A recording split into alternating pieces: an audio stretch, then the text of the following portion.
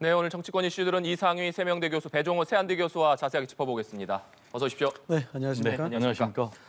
이재명 대표 체포동의안 그리고 한덕수 총리 해임 건의안이 국회에 보고됐습니다. 이에 따라서 내일 본회의에서 무기명 표결이 진행될 예정인데 먼저 이재명 대표 체포동의안부터 짚어보겠습니다. 민주당이 내일 표결에서 과연 어떤 선택을 할 것이냐 여기에 관심이 쏠리는 상황이었는데 이재명 대표가 오늘 오후에 SNS에 메시지를 올렸습니다. 체포동의안 가결은 정치검찰의 공작 수사에 날개를 달아줄 것이다. 이런 내용이었는데 해석하자면 사실상 당내 의원들에게 부결을 요청한 것 아니냐 이런 해석이 계속해서 나오고 있습니다. 이상희 교수님. 예. 먼저 이재명 대표가 이런 메시지를 올린 배경 어떻게 보고 계십니까? 저도 이 메시지 보고요. 참 한참을 생각을 했었는데 정치 공작 수사에 정치검찰의 공작 수사에 날개를 달아줄 것이다. 이게 뭐 정치적 레토릭으로 표현했습니다마는 궁극적으로 이 문제는 결국 단식의 목적을 분명히 한 것이다. 이렇게 봐야 될 것 같습니다. 아무리 그 얘기 자체를 정치 수사를 써서 포장한다 하더라도 이미 이러한 사실은 오래전부터 예견이 되어 왔었던 그런 사실입니다. 다시 한번 좀 되짚어볼 필요가 있는데요. 차분하게 생각하자면 첫 번째는 이렇습니다. 이 사건들이 어떻게 해서 이렇게 전개가 돼왔고 여기까지 왔느냐에 대한 문제 아니겠습니까? 네. 이 사건은 이미 수년 전부터 성남시 주변으로부터 시작된 여러 가지 유언비어와 의혹이 제기돼 왔던 사건입니다. 이것이 결국 민주당 당내 경선에서 정치적 헤게모니로 인하여 이 문제가 표면화됐었고 여기에 여러 가지 고소고발 사건이 다 뒤따르면서 이 수사가 진행이 되기 시작했던 것이죠. 그러나 아시다시피 대선이라는 중요한 정치적 이벤트가 있었기 때문에 이 사건 자체가 잠시 수면 위로 가라앉았던 것도 사실입니다. 그러나 대선이 끝나면서부터 본격적으로 이 사건 자체가 수사가 시작이 된 것이죠. 그래서 궁극적으로 이재명 대표가 지금 단식을 뭐 20일 이상 하고 있습니다마는 정치 검찰의 공작 수사단 이 말 자체에 명분이 있을까에 대한 부분을 생각을 해봐야 된다는 겁니다.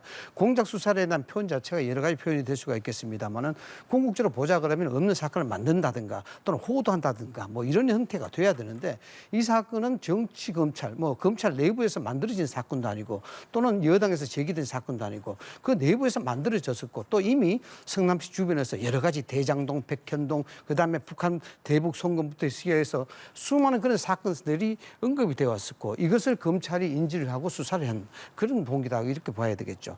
그런데 두 번째 우리가 살펴봐야 될 것은 왜 제가 이런 말씀 드리냐 그러면은 그 정치적 시기의 오해성 때문에 그렇습니다. 그래서 대선이 끝났습니다. 대선이 끝나자마자 채 2개월이 되기 전에 국회의원 보궐선거에 나가서 국회의원 당선이 되셨습니다. 그다음 조금 있다가 당대표가 되셨어요. 그래서 지금까지 진행이 되어 왔고 이 사건 자체가 당연히 제1야당 167석 8석의 거대 야당의 지도자다 보니까 이 사건 자체가 굉장히 중요하게 다뤄질 수밖에 없고 그 사건 자체 수사도 신중을 기할 수밖에 없는 그런 사안 아니겠습니까? 그래서 지금까지 1년이 지나왔습니다. 그 오면서 첫 번째 대장동 사건 같은 경우에는 지난 2월에 아시다시피 체포 동의안 자체가 부결이 돼서 무마가 돼버렸습니다. 그래서 없어지게 된 그런 어떤 안타까움이 좀 있었고 계속해서 수사를 받아왔고 최근에는 지난 6월인가요? 이재명 대표가 체포 동의안에 대해서는 본인이 체포 동의안을 포기하겠다. 이 부분을 선언했지 않습니까? 그리고 얼마 지나지 않아서 바로 또 어떻게 했습니까? 단식에 들어가 버렸습니다. 국회 개원 자체를 하루 앞둔 상황부터.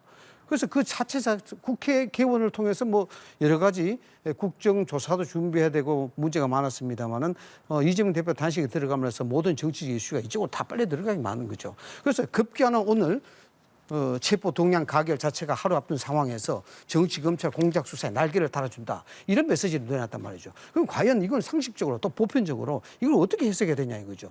정치 레토릭이긴 하지만 지금까지 해왔던 단식에 대한 명분 이 자체는 궁극적으로 본인이 정치 검찰로 호도를 시켜서 구속이 표현을 외연하겠다. 구속 수사를 피하겠다. 뭐 이런 논리 아니겠습니까? 만약에 그렇지 않고 다른 의미라 그러면은 본인이 단식했던 여러 가지 명분을 이야기하고 여기에 본인에 대한 체포동의안 가결과 부결에 자유로운 입장을 당내에 던지면서 여기에 단식에 대한 명분을 좀 강화시키는 메시지가 나와야 되지 않느냐 그런 생각입니다. 그래서 이거는 상식적으로 보더라도 단식에 대한 목적 그 부분을 분명히 한 이재명 대표 수사다 이렇게 봐야 됩니다. 네. 이상희 교수님 말씀해 주신 것처럼 국민의힘에서는 이재명 대표가 불체포 특권을 포기한다더니 사실상 부결을 요청한 것을 놓고 거짓말한 것 아니냐 이런 비판을 내놓고 있습니다. 이 부분 배종호 교수님 어떻게 보십니까? 일단 뭐 우리 교수님께서 장황하게 말씀을 하셨는데 핵심 포인트는 두 가지 같아요.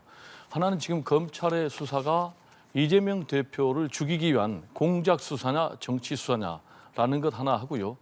두 번째로는 지금 검찰의 구속영장 청구가 정당한 것이냐 아니냐 이 두 가지가 핵심 쟁점인데 우리 교수님께서 공작 수사가 되려면은 없는 죄를 만들어야지 이게 정치 공작 수사지 뻔히 있는 죄를 가지고 검찰이 수사를 하는데 왜 정치 공작 수사냐 이렇게 말씀을 하셨는데 이재명 대표 측 그리고 민주당 측은 없는 죄를 만들어서 뒤집어 씌운다라고 지금 주장을 하고 있어요. 구체적으로는 뭐 여러 가지 사건이 있지만은 성남 FC 제3자 뇌물죄로 기소한 이 사건 같은 경우도 일단 경찰에서 불송치 결정한 그런 거거든요. 근데 이게 이제 다시 재수사를 해가지고 결국 이제 불구속 기소한 그런 사건 아니겠습니까? 이런 게 이제 이재명 대표 측에서는 대표적으로 없는 죄를 만들어서 뒤집어 씌운다라는 것이고요. 지금 이제 우리 교수님께서 말씀하신 이제 쌍방울 대북 송금 문제 같은 경우도 전혀 증거가 없다.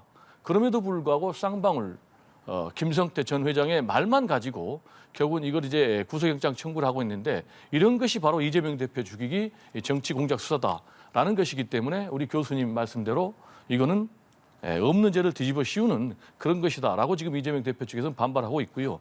그리고 지금 이재명 대표에 대한 체포동의안 표결에 대해서 우리가 좀 잘 알아야 될 게 체포동의안 표결이 뭐 가결된다고 그래서 이게 유죄고 또 부결된다고 그래서 무죄가 아닌 거예요. 네. 결국 이제 검찰이 구속영장 청구를 했기 때문에 거기에 대해서 그러면은 인신을 구속해야 되느냐 안 해야 되느냐 이 절차를 가리기 위해서 지금 체포동의안 표결을 하는 건데 기본적으로 우리 헌법 정신 형사소송법 취지는 기본적으로 불구속 수사 그리고 불구속 재판이 원칙입니다. 실제로 지금 검찰 같은 경우도 성남 FC 대장동 관련해서 불구속 기소를 했지 않습니까?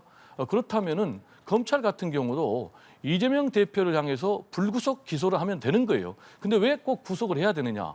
그리고 정말로 이재명 대표가 영장 실질 심사를 받아야 된다면은 지금 이재명 대표가 계속 얘기했어요. 비회기 중에 구속영장 청구를 하면은 체포동의안 표결할 필요가 없는 거예요. 그럼에도 불구하고 거기에서 체포동의안 표결을 할 수 있도록 해야만 되도록 지금 이제 검찰이 구속영장 청구를 한 것은 결국 이제 가결이 되면은 아하 이거는 부결이 되면은 방탄부결이다라는 얘기 또 가결이 되면 어떻게 됐습니까? 내부에 이제 분열이 되는 것 아니겠습니까? 이런 것 때문에 이제 이재명 대표는 이거야말로 검찰의 올감이다. 따라서 사실상 정치 검찰의 공작 수사에 날개를 달아주는 것이기 때문에 과감하게 이 부분을 분쇄하자. 헌법과 양심에 따라서 투표를 하자.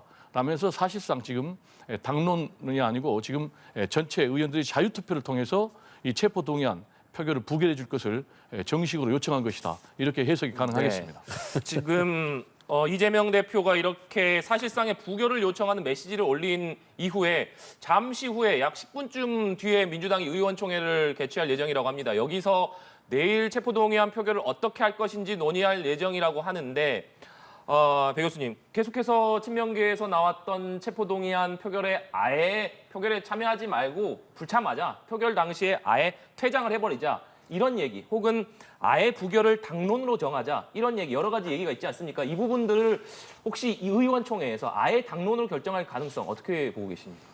제가 볼 때는 뭐 아예 당론으로 결정할 가능성은 좀 없는 것 같아요. 네. 그 이유는 당론으로 결정을 해도요. 이게 아시겠지만은 무기명 비밀 투표입니다. 그래서 누가 찬성표를 던졌고 반대표를 던졌는지 알 수가 없기 때문에 실효성이 없다는 것이죠. 그래서 제가 볼 때는 당론으로 부결하지는 않을 것 같고요. 그래서 이제 오늘 오전에 이재명 대표가 메시지를 통해서 당당히 헌법과 또 양심에 따라서 표결해라라는 얘기는 결국 자유투표에 맡겨서 부결해라라는 그런 메시지이기 때문에 제가 볼 때는 당론으로 부결을 결정할 것 같지는 않고요. 또 하나 이제 앵커께서 말씀하신 대로 표결에 불참하는 문제. 표결에 불참하는 문제는 제가 볼 때는 좀 명분이 없을 것 같아요. 물론 이제 일부 강성 친명 의원 같은 경우, 민영부 의원 같은 경우는 표결에 아예 참여하지 말자. 왜냐하면 표결에 참여하지 말자라는 것은 누가 과연 이 체포동의안 가결 또는 부결을 하는지를 식별할 수가 있거든요. 그렇지만 이 부분은 제가 말씀드린 대로 좀 명분이 없기 때문에 결국은 이제 자유투표에 마칠 것으로 보여지고요. 그럼 이제 자유투표에 만약에 맡길 경우에 과연 이 체포동의안이 표결이 될 것이냐, 가결이 될 것이냐 이게 이제 가장 궁금한 사안 아니겠습니까? 대략 보니까 지금 국민의힘 그리고 정의당 무소속을 합치면 한 120명 정도 되거든요. 네. 그러면 이게 가결이 되려면 한 148명 정도 돼야 됩니다. 그러면 한 30명 안팎의 민주당에서 이탈표가 나와야 되는데 과연 이 30명 안팎의 이탈표가 나올지 지난번 1차 표결에서 한 38명 정도가 이탈표가 있었을 것으로 보여지거든요. 지금 상황에서는 체포동의안이 가결될지 부결될지 정말로 팽팽한 그런 상황이기 때문에 네. 좀 뚜껑을 열어봐야 되는 것 아니냐라는 전망이 지배적입니다. 네, 내일 개표를 할 때까지 결과를 좀 예측하기 어려울 것이다 이런 말씀 주셨는데 말씀해 주신 대로 체포동의안이 가결되기 위해서는 과반 이상의 찬성이 필요하기 때문에 149표 이상의 찬성이 나와야지 체포동의안이 가결이 됩니다. 배정우 교수님께서 말씀해 주신 대로 지금 국민의힘을 비롯해서 찬성을 할 것으로 예상되는 표가 121표 정도 되기 때문에 민주당에서 최소 28표 정도의 반란표가 나온다면 가결이 되는 상황인데 이상희 교수님께서는 내일 체포동의안 표결 어떻게 전망하십니까? 참 안타깝죠.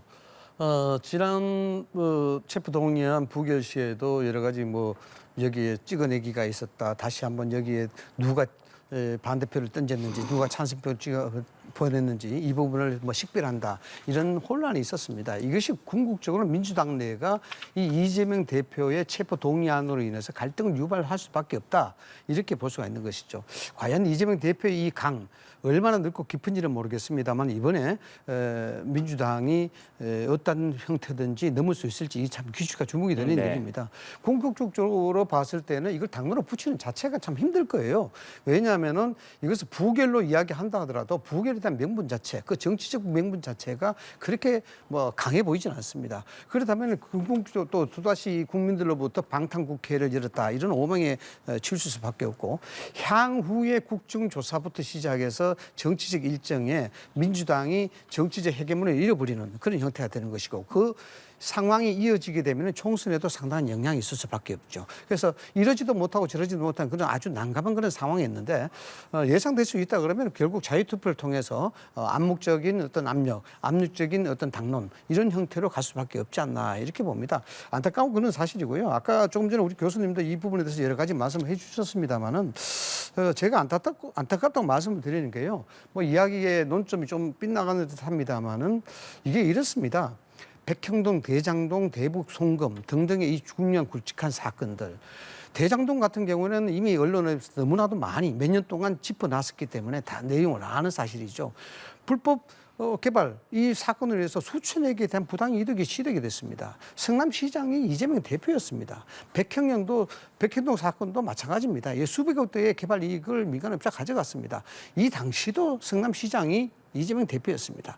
대북 송금, 과연 800만 달러에 대한 대북 불법 송금과 그 이야기를 하면서 경기도지사가 몰랐다. 이것도 상식적으로 보편적으로 이해되겠느냐라는 부분입니다. 제가 왜 이 말씀을 드리냐 그러면요. 윤리성과 도덕성에 대한 문제입니다. 죄가 있고 없고는 검찰이 수사를 할 수가 있겠죠. 그러나 죄가 있고 없고의 판단이 검찰만 하는 게 아니지 않습니까? 법원이 판단하는 겁니다. 사법적으로. 그래서 사법적으로 판단을 받으면 될 일인데 이걸 가지고 공작 수사다, 검찰 수사다, 재판장에 가기도 전에 이렇게 이야기를 한단 말이죠. 이 자체가 결국 이것이 뭔가 문제가 있기 때문에 그렇지 않느냐라는 생각이고 또 도덕적으로 윤리적으로 자꾸 말씀을 드려서 그렇습니다만은 당시에 최고의 결재권자였었고 그런 결재권자의 입장에서 이 사건이 사회적 무리와 혼란을 야기했고 상당히 쟁점화된 사건이었습니다. 그러면 아무 여기에 관련이 없다 그러면은 그 얘기를 과연 어느 일반 국민이 상식적으로 이해를 할 수 있겠느냐 이런 얘기죠. 그래서 이 부분에 대해서는 이재명 강이라는 것이 바로 거기서 생겼다라는 것입니다. 민주당이 이 문제를 현명하게 또 슬기롭게 처리하지 않게 된다 그러면은 당내의 갈등은 다시 재점화될 수밖에 없는 상황이 되는 것이고요.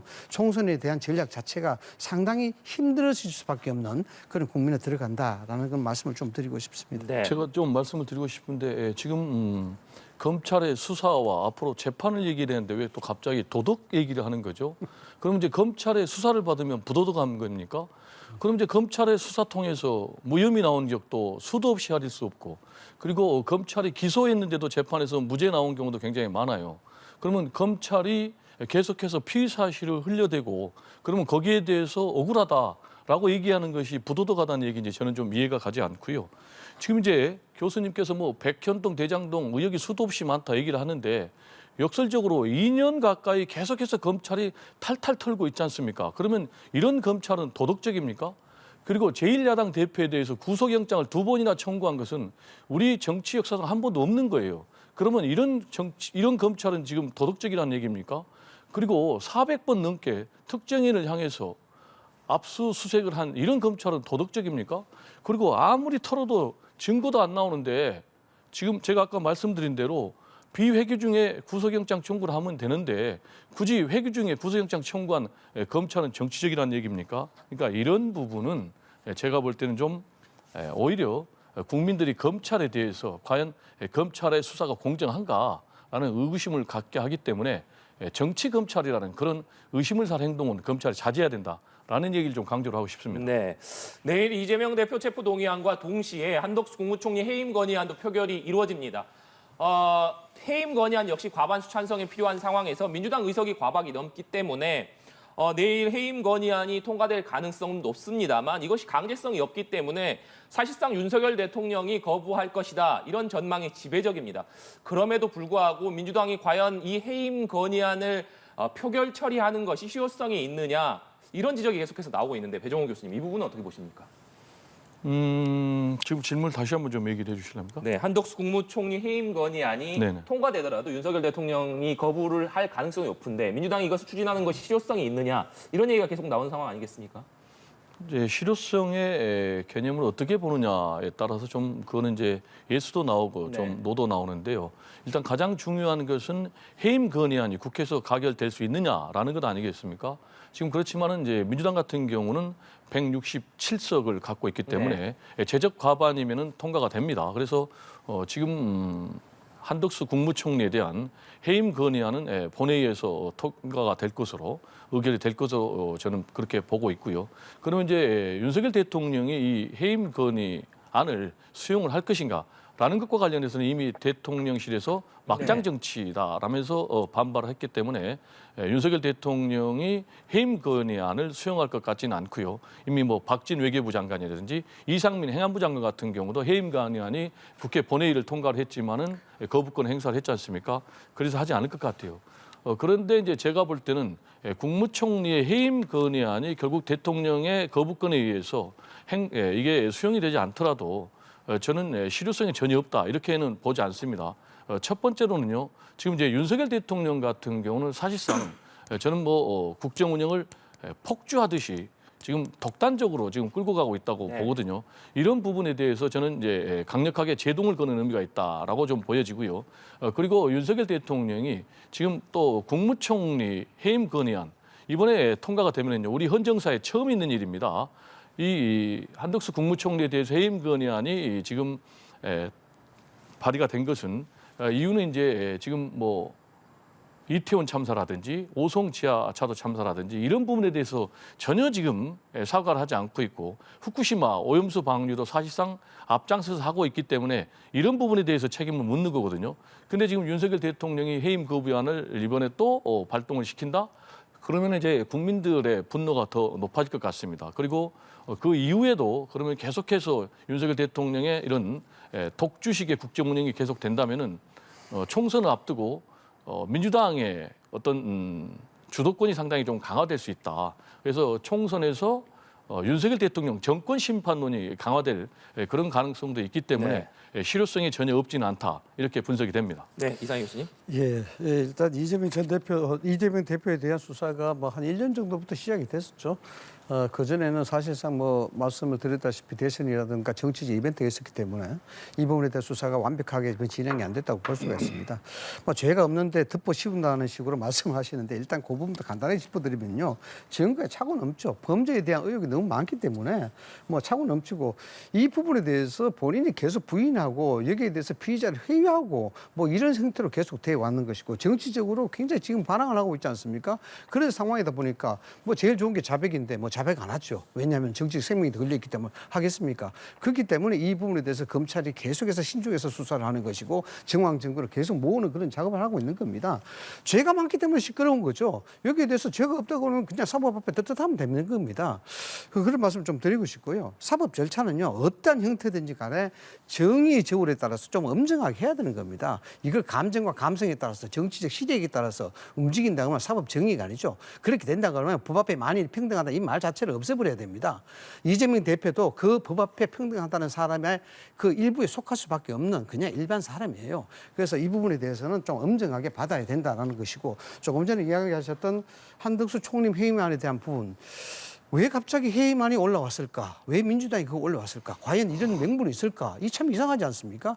이거는 정치적인 의미로 타종 효과라고 이야기합니다. 뭐냐 그러면은요, 종을 쳐서 울려서 다른 잡업 소리를 없애게 하는 방식, 이게 타종 효과입니다. 왜냐 그러면은 내일 모레 당장 체포 동의안 부결을 앞두고 여기에 의결을 해야 되는데 부결에 대한 명분을 여러 가지 갖춰야 되지 않습니까? 그렇다 그러면은 여기에 민주당 입장으로서는 첫 번째, 이 체포 동의안에 대한 국민적 의혹과 국민적 관심, 국민적 포커스를 좀 분산을 시켜놔야 되는 겁니다.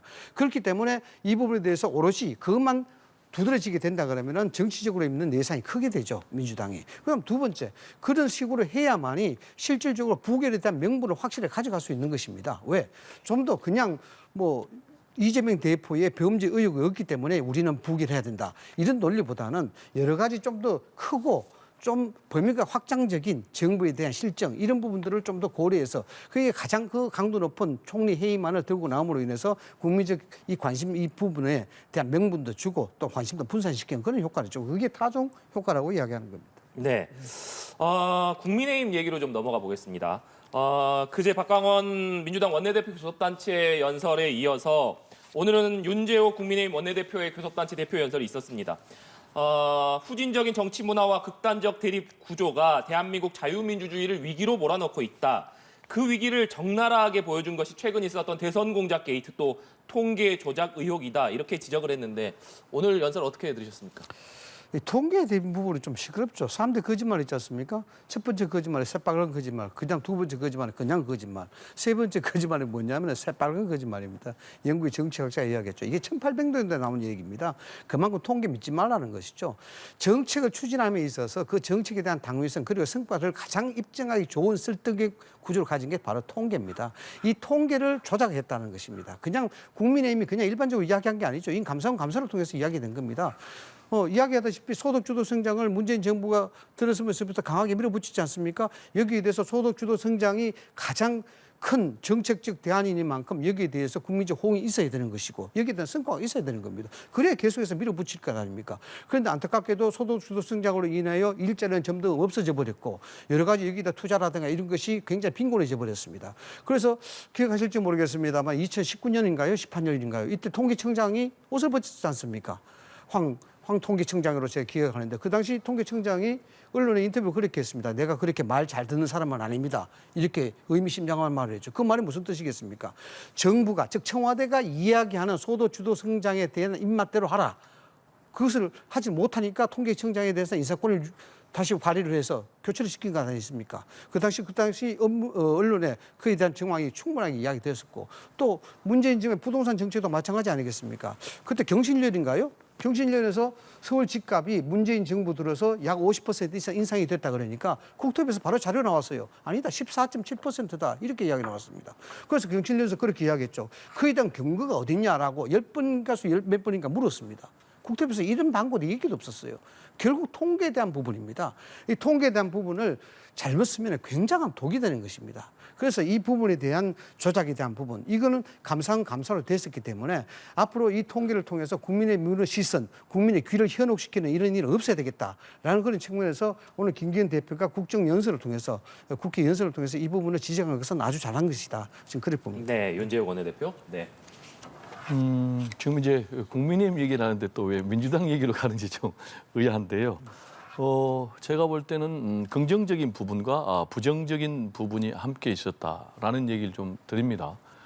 긍정적인 부분은 의회 정치의 복원을 얘기했다는 부분에 대해서는 네. 저는 긍정적으로 평가를 합니다. 지금 완전히 여야가 대결 정치만을 하고 있지 않습니까? 그러면서 이제 지금 정치가 완전 실종된 상태인데 이런 정치 실종의 사태를 좀 막고 지금 의회 정치를 복원하자라고 국민의힘 교섭단체 대표연설에서 원내대표가 한 부분은 매우 긍정적이다라고 생각을 하는데요. 그러면 이걸 좀 실천에 옮겨줘야 되는 거예요. 사실상 지금 뭐 여의도 출장소다라는 얘기를 듣고 있잖아요. 지금 윤석열 대통령 같은 경우는 이념 전쟁, 또는 뭐 역사전쟁 내 세워가지고 후쿠시마 오염수 방류를 반대하는 그런 국민들조차도 반국가 세력으로 지금 지금 치고 있지 않습니까? 이런 상황에서 뭐 김기현 대표 같은 경우는 정말로 더 여기에 기름을 붓는 그런 말들을 많이 해요. 뭐 김만배 그리고 또 김만배 씨 가서 뭐 인터뷰 조작 관련해 가지고 신앙님 여기에 대해서 의혹과 관련해서 뭐 사형감이다라는 이제 그런 그건을 내놓고 있는 이런 상황인데 저는 윤재욱 원내대표의 이런 본인의 주장이 좀 실천으로 옮겨져서 정말 정치 실종이 좀 다시 좀 정리가 되고 정치가 정상적으로 자리 잡았으면 좋겠다라는 이제 그런 기대를 가지면서요. 부정적으로 생각하는 거는 세 가지입니다.